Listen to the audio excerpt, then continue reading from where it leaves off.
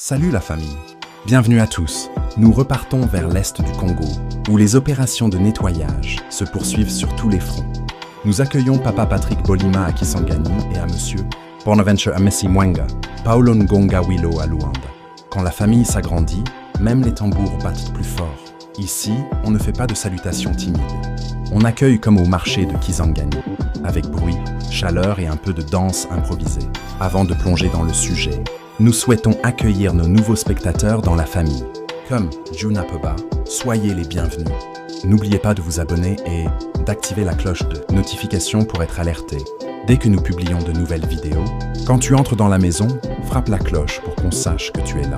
La cloche de notification, c'est comme le tam-tam du village. Si tu ne la frappes pas, personne ne sait que tu es arrivé.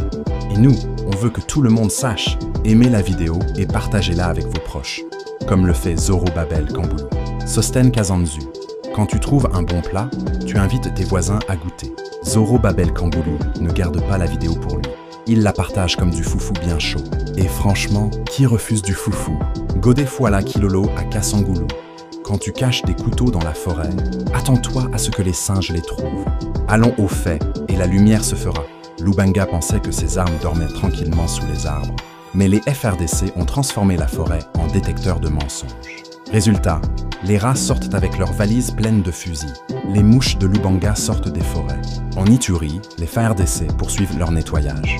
Les miliciens de la CRP voient leurs secrets dévoilés. Le lundi 18 novembre 2025, une dizaine de caches d'armes ont été découvertes dans divers villages du territoire de Djougou. Un coup dur porté à ce traître, dénoncé par ses propres hommes. L'opération qui a débuté le 10 novembre a visé plusieurs zones clés, notamment Mabanga, Nizi, Plito, Iga-Barrière, ainsi que les environs du lac Albert, près de Djibi et Joe. D'autres armes ont été trouvées à proximité de la frontière avec le territoire de Mahagi, en particulier à Guélé, à Mibandai, à Panduru et Kadimba. Kinkomba le sage. Quand tes propres chiens aboient contre toi, c'est que la viande est pourrie. Lubanga a été trahi par ses propres gars. C'est comme un chef de cuisine, dénoncé par ses serveurs parce qu'il met du sable dans le foufou. Ces caches, longtemps dissimulées dans les forêts, sont désormais mises au jour. Les rats sortent de leurs trous, incapables de cacher plus longtemps leur arsenal. Jean Florent et Alé Lomela. Quand tu caches le soleil avec la main, tôt ou tard la lumière revient. Les caches d'armes, c'est comme des secrets de famille.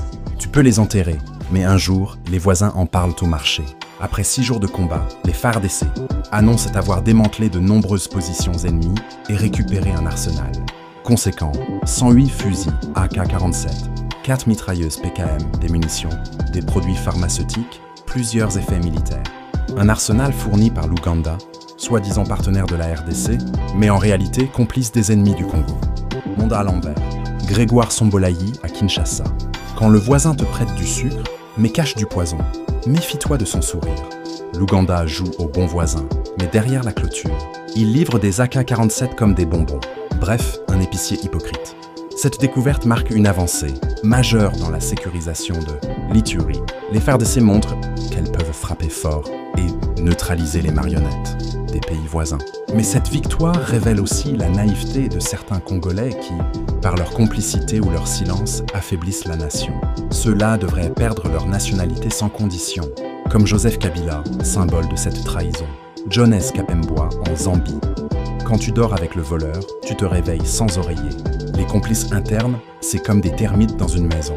Tu crois que les murs sont solides, mais eux grignotent en silence. Pendant que l'Ouganda arme les ennemis du Congo, ils se présentent en voisins bienveillants.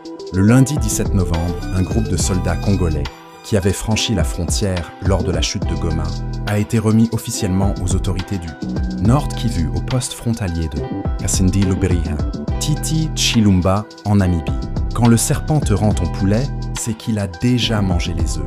Kampala remet des soldats comme un cadeau diplomatique, mais derrière, il continue de livrer des armes. Bref, un voleur qui rend ton portefeuille vide pour prouver qu'il est honnête. La cérémonie s'est déroulée en présence du gouverneur militaire, le général-major Évariste Kakule-Somo, et du général-major Stephen de l'UPDF. Un geste de bonne foi, certes, mais qui ne doit pas légitimer l'hypocrisie de Kampala. Car derrière ce sourire diplomatique, il y a la main qui arme les ennemis. Salumu Sankara Nyundu, quand le crocodile sourit. Ce n'est pas pour la photo, c'est pour tes jambes. Les généraux sourient devant les caméras, mais derrière, c'est une boutique clandestine d'armes. Diplomatie version marché noir. Entre le serpent et le léopard, la vigilance ne doit jamais être mise en pause. Ninakuja hapa kama nasindikizwa na officers wawili, Major General Mugerwa ya Uganda na Brigadier Mugisa ya Kongo, wanaotumika pamoja kwa siku nyingi sasa.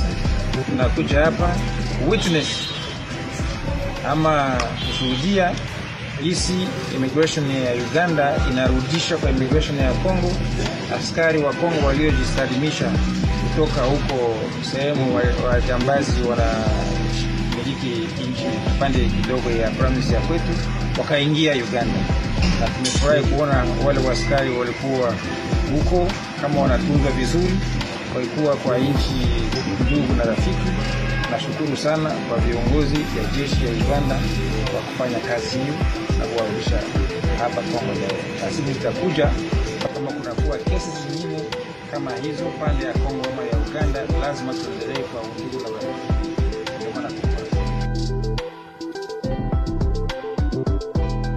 Car si le serpent vous dit que le léopard est dangereux, c'est lui-même qui constitue le vrai danger. Voilà la réalité des relations avec l'Ouganda. Un voisin hypocrite reste un ami qu'on doit regarder avec un œil regardant. Sami Tumba à Kananga. Quand le serpent parle, même les pierres écoutent avec méfiance. L'Ouganda, c'est ce voisin qui t'offre du thé, mais qui met du sucre empoisonné. Bref, vigilance maximale. Alors recueillons les ambassadeurs de Dieu de la famille Novita. Novita, c'est une chaîne où les serviteurs de Dieu se réunissent. Et ça, c'est inédit. Salutations à Pasteur Bernard Mafikan Zolamesso à Chikapa, Pasteur James Ilunga à Kolwezi, évangéliste Robert Mongiro à Kinshasa, évêque Isaya Mukadi Mwangala, évangéliste José Moussa à Kinshasa, Pasteur Pauline Ilonga en Angola, Pasteur Chegombala à Kinshasa, Pasteur Emmanuel Tubajiki. Merci pour vos bénédictions car cela fait des farces et Wazalondo invisibles au front. Une coopération sous surveillance accrue. À cette occasion, les deux parties ont réaffirmé leur volonté de renforcer la coopération bilatérale, notamment dans le domaine de la sécurité transfrontalière et de la gestion des frontières. Mais cette coopération doit être surveillée, scrutée, analysée, car derrière les promesses, il y a les armes. Derrière les sourires, il y a les trahisons. Franklin Hiron à Moanda. Quand tu joues aux cartes avec le voleur, compte toujours tes doigts. La coopération avec Kampala, c'est comme jouer au poker avec un tricheur. Tu souris, mais tu sais déjà que le jeu est truqué. L'Ituri vient de prouver que le Congo peut nettoyer ses plaies et neutraliser ses ennemis. Mais la vigilance reste la clé. Car la paix ne se construit pas seulement par les victoires militaires. Elle se protège aussi contre l'hypocrisie des voisins. Comme le dit un proverbe africain, le serpent qui sourit prépare déjà son venin. Boniface Ndamira Jaune.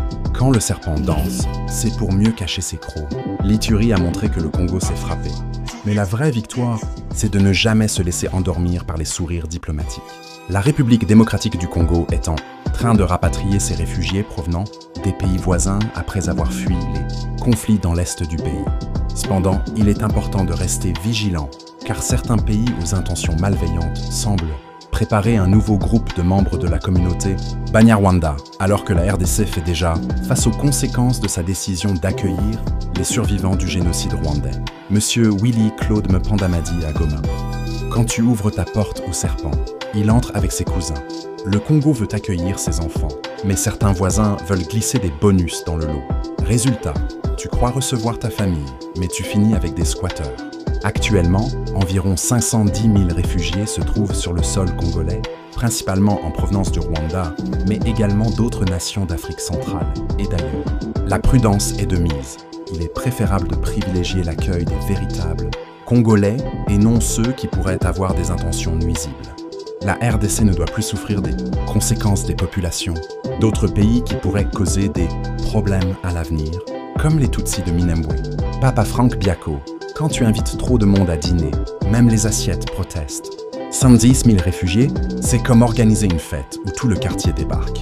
Mais attention, certains viennent avec des couteaux, pas pour couper le foufou, mais pour voler la marmite. C'est Abdouraouf Gnonkondé, le directeur du bureau régional, qui a fait cette annonce le mardi 18 novembre 2025 à Kinshasa, à l'issue de sa rencontre avec la première ministre congolaise, Judith Suminwa. Quand le griot parle, le village écoute. Abdouraouf a donné les chiffres comme un professeur qui annonce les notes. Et le Congo a découvert qu'il a beaucoup d'élèves absents. Mais certains veulent revenir avec des bulletins falsifiés. Dans les pays voisins de la République démocratique du Congo, Abdouraouf Gnon-Condé a signalé qu'environ 1 200 000 réfugiés congolais ont été identifiés, dont environ 83 000 au Rwanda et plus de 600 000 en Ouganda. Un nombre colossal. Quand tu comptes les grains de maïs, tu réalises que la marmite est trop petite. 1 200 000 réfugiés, c'est comme découvrir que ton salon est devenu un stade. Et certains voisins gardent les Congolais comme des locataires forcés, mais sans bail.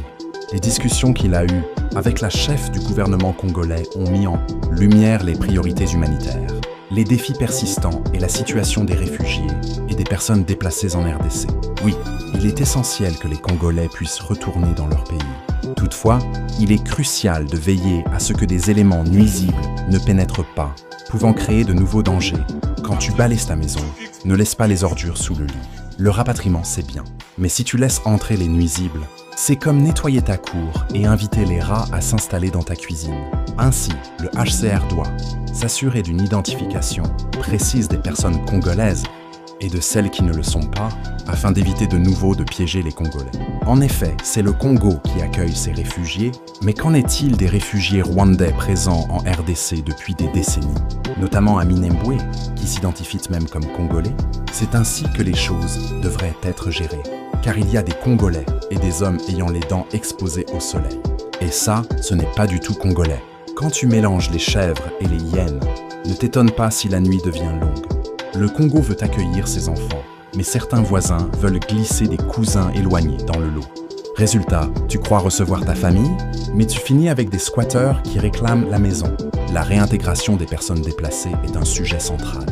Selon certaines sources, le HCR a l'intention de redoubler d'efforts pour encourager le retour des populations déplacées dans l'est de la République démocratique du Congo. Mais est-ce qu'il prend les mesures nécessaires pour ne pas infiltrer une fois de plus le Congo?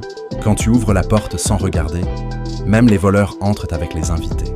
Le HCR veut redoubler d'efforts. Mais si c'est pour doubler aussi les infiltrés, alors le Congo va finir avec une maison pleine de fantômes. Cela pose des problèmes, car l'accent est mis sur des Congolais d'origine étrangère. Bien qu'il y ait effectivement de vrais Congolais, il est aussi probable que Kagame profite de la situation pour introduire des Tutsis qu'il qualifiera de Tutsis congolais, bien que cela ne corresponde pas à la réalité historique. Quand le renard dit qu'il est berger, c'est pour mieux entrer dans la bergerie. Kagame veut transformer des étrangers en Congolais made in Rwanda. C'est comme vendre du manioc en plastique et dire que c'est bio. Le HCR soutient non seulement le retour de ces populations, mais aussi leur réintégration dans la société et l'économie, tout en veillant à respecter les lois en vigueur. Ces initiatives sont destinées à accompagner les efforts des États, a précisé Abdouraouf Gnon-Condé. Cependant, il semble que les États établissent les règles, et j'aimerais qu'ils appliquent les mêmes principes pour le retour des Tutsis rwandais au Rwanda afin d'assurer un équilibre.